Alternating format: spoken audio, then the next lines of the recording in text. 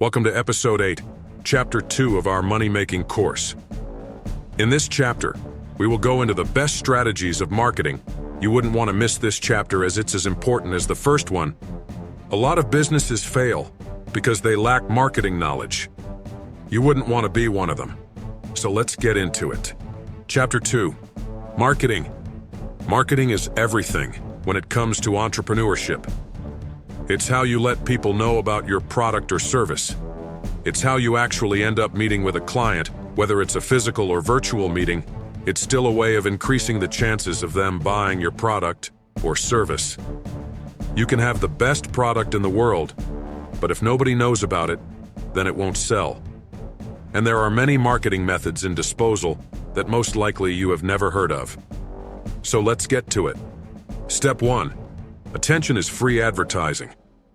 All advertising marketing is paid attention, so find ways to get attention for free.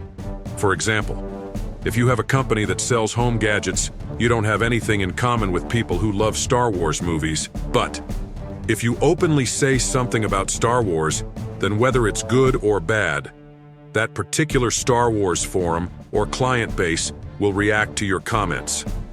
After a while, word of mouth will spread, and without a single dollar spent, you managed to advertise your product.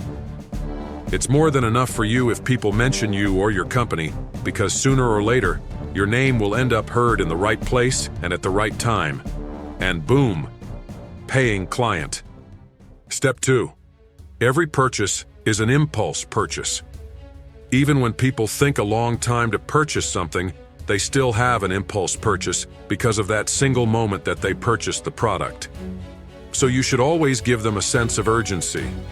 Don't let them think that your product is going to be around forever. This is different when you are selling some service or a downloadable product, because it's obvious that the product is always going to be there. In that case, you make sure that the price of the product should seem like it's only going to be that low for a short while. That's why sellers mostly use the method of only 16 left in stock. Or in other cases, they put a timer on the website for the clients to think that the product is only going to be at that price for 72 hours. They will act on their impulse, and they will purchase it. Step 3. Why is the best question you want to know. Why everyone bought, you sell the why. Every time you sell something, make sure you ask the client for the reason they bought it. Every time you want to start selling something, ask family and friends if they would buy it and why. You got to know why people bought when they buy from you. Did they like the price? Did they like the product? Did they like you? When traveling, people don't buy water because the water is from a magical pond from 6,000 years ago. Blah, blah, blah. Why do they buy it? Because they are thirsty. So that's why you need to know the why. Why do people buy Mercedes? Because it has really nice wheels and really nice custom-made leather? Or because they like comfort? That's why you don't see Mercedes advertisements on the product's characteristics, but they advertise the comfort that the car provides. The why, in this case, is comfort. And that leads us to Step 4. Create a problem, then solve it. People should feel like they solved a problem when purchasing from you, but most of the time they are not aware that that problem exists, or it might not even exist at all. But it's our job as professionals to make sure that we create a problem and then solve it. For example, once there was a guy who started selling glasses that block UV rays. Nobody really gave a shit about that, and they didn't know harmful light even existed. Then he made quite a big deal out of it on social media and on his advertisements, and then he was first in line to offer the solution to the world. By the time people started making that same product for less money, he already sold millions and millions of units of that product. He didn't invent the problem, he just located it and then gave a solution. You gotta locate a problem that you or someone you know is facing and then prepare a solution for it. After that, make sure you make a big deal out of it, and before you know it, people will be buying the solution for the problem that they are now panicked about. Step 5. Play on people's insecurities. Find out exactly what people want and why they want it. Make it clear to them that they need it and then sell the result. Simple as that. If you're selling a diet plan, then play on the fact that they are overweight while unable to find a diet and sticking to it. Then be the one who helps fix that problem. For example, if you are selling clothes, you gotta make sure you give hints to your potential clients that they are dressing in unpresentable clothes without telling them directly. That way they will subconsciously feel like they need a drastic change. And that's when you step in and offer them better clothes. It's all about playing on their insecurities. People who are insecure about their financial income tend to buy more expensive stuff, or even things that look expensive. That's why brands like Louis Vuitton are making a fortune. Step 6. Mystery sells. You gotta get people curious about who you are and what you're selling. Even if you're selling random products like candle holders. For example, come see why our candle holders are different from the others. Even if it is no different, then who gives a shit? As long as they clicked it, and they are now looking at it from a different perspective, you are good. You can also say, buy this candle holder and receive a special gift. Even if the gift is gonna be trash, you still will manage to get them curious, and you're gonna increase the chances of them buying your product. Step 7. Tell people that they can't have things. Let's put it like this. You're selling mouse pads, and somebody texts you asking about purchasing 2 mouse pads. First, tell them that you are fresh out of mouse pads due to high demand. Then continue the conversation by asking them why they need them.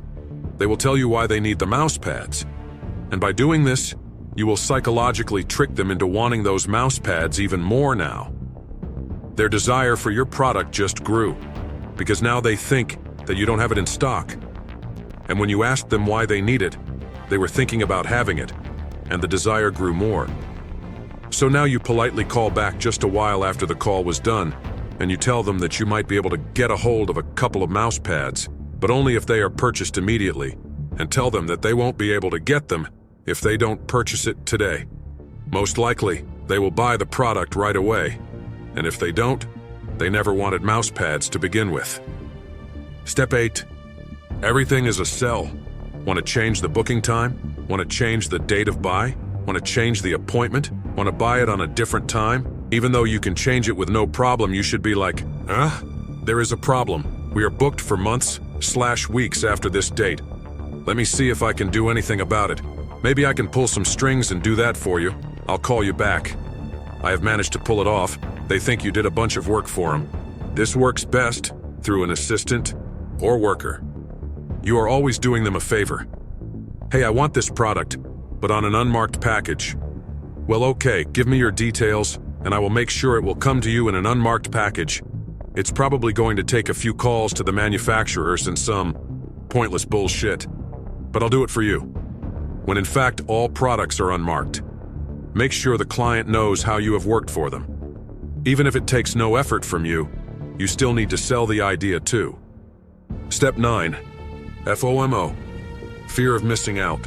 Knowing FOMO, fear of missing out, is a game changer in the world of business and entrepreneurship. It's about creating a sense of urgency and exclusivity that compels people to take action now rather than later.